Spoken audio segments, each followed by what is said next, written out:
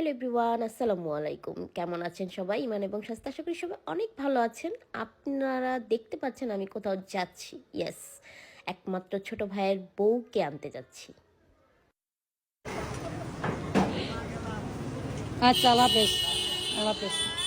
আসসালামু আলাইকুম, hello everyone. আমরা যাচ্ছি আমার ভাইয়ের বউ আনতে। সবাই একটু তারপর দোয়া করবেন। আমরা একটা হোটেলের সামনে গাড়িটা পার্কিং করে আমরা সকালের ব্রেকফাস্ট করছিলাম। পিছনে আরেকটা গাড়ি ছিল, মাইক্রো মিনি বাস বলা চলে। ওইটার ভিডিও ফুটেজ নিতে পারিনি সময়ের অভাবে বা শরীর কুলাচ্ছিল না। যাই হোক, আমি আবার পিছনের সিটে চলে আসলাম। সামনের সিটে ভালো লাগতেছিল না আমার, কোনোভাবেই কোনো কিছুতেই ভালো লাগতেছিল না। তারপরও আমার একমাত্র ভাই, একটাই ছোট ভাই, একটাই বিয়ে। তো ছোট বোন এখনও অনেক ছোট, ওর বিয়ে কবে হবে, দেখতে পারবো কি না, আমি বেঁচে থাকবো কি না জানি না। তো এই যে দেখতে পাচ্ছেন শরীয়তপুরের শীতের সকালের রাস্তা। শরীয়তপুরের দিকে অলরেডি চলেও আসছি, ভিডিওটা শর্ট করেছি।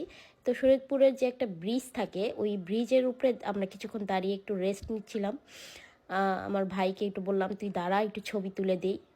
এই তো আমরা বিয়েবাড়িতে চলে আসছি। আর বিয়েবাড়িতে নিয়ম অনুযায়ী গ্রামের বাড়িতে যেভাবে বরকে বরণ করা হয়, ওদের কালচার, ওদের আমি তো জানি না, বা আমাদের আমাদের জানার কথাও না শরীয়তপুর কীভাবে, এই প্রথম আমরা শরীয়তপুরে আত্মীয়তা করতেছি। যাই হোক, ওদের নিয়ম অনুযায়ী বিল পেমেন্ট করলাম এবং দেন আমাদেরকে ফিতা কাটার অনুমতি দেয়া হয়েছে। তারপর আমরা ভিতরে ঢুকলাম যথারীতি। তো গ্রামের বিয়ে হিসাবে অনেক মজা হয়েছিল, খুবই মজা হয়েছিল। আর এই তো বউ, টুকটুকি বউ, আমি ওকে নিয়ে আসছি যাতে একসাথে খাই, কারণ সবার খাওয়ার চিন্তা থাকে, বিয়ে বাড়িতে বউকে খাওয়ানো হয় না।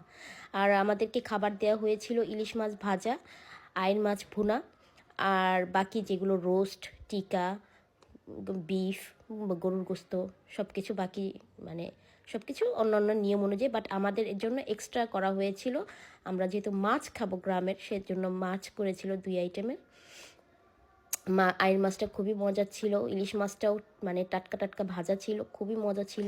খাওয়া দাওয়া পর্ব শেষ করে আমি, এই তো দেখতে পাচ্ছেন, একটু ঢং করার জন্য স্টেজে বসছিলাম, জামাই বউ ওদিকে খাচ্ছিল। সো ভালো থাকবেন সবাই, সুস্থ থাকবেন, আল্লাহ হাফেজ।